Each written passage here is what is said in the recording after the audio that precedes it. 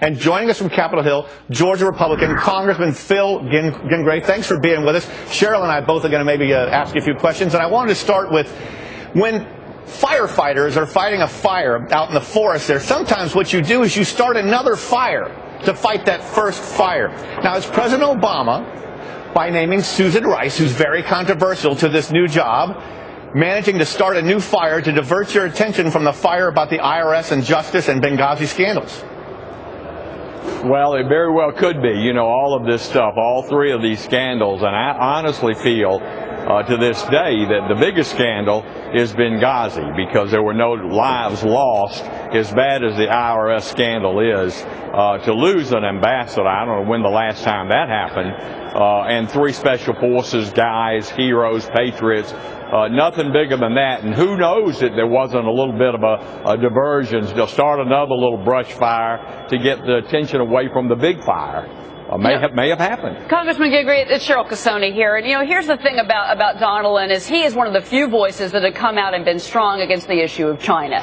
He is the one that have been telling the president that we've got an issue with China, especially with cybersecurity. Now he's out.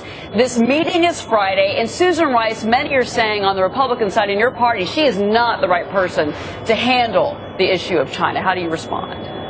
Well, I agree with you, and I'm certainly not sure that Susan Rice is the right person to handle the national security advisor position. I mean, the answer of what did she know and when did she know it, certainly Admiral Mullen's report didn't answer that. I mean, he didn't even interview Secretary of State Hillary Clinton.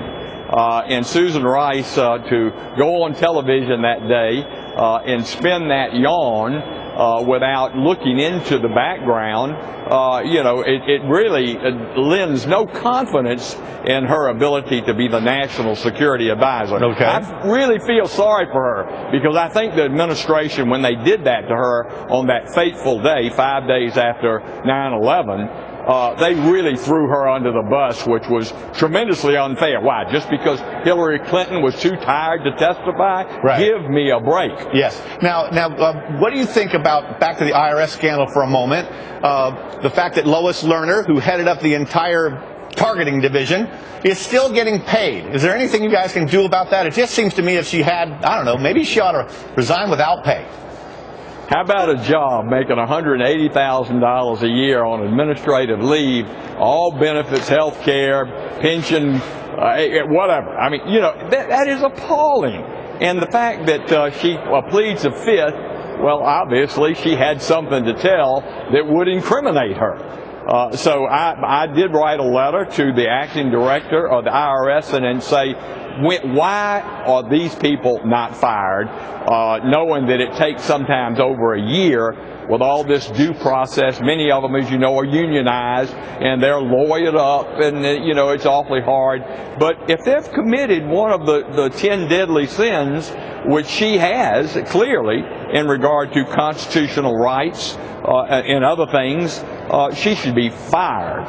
Let her have her day in court, but don't let her sit home smoking cigarettes, playing golf or whatever, making $180,000 on my taxpayer money. Okay. And one last question, Congressman. Given that Senate has no approval over this national security appointment, is it going to be able to distract Congress from IRS and other scandals? Well, we're not going to let that happen. I'll tell you, I have great confidence in Darrell Issa, Chairman of Oversight and Government Reform. I have great confidence in our Speaker and our leadership in the House and Senate.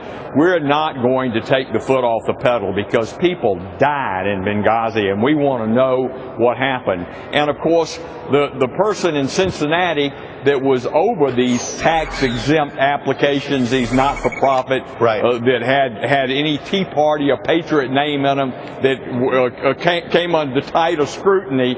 Well, now that same person is being transferred to check the boxes in regard to health care. Gotcha. And you know, the worst possible thing that could happen. Thank you very much for being with us today, Congressman Gingrey. Good day, sir. Thank you very much. We do want to bring you some breaks.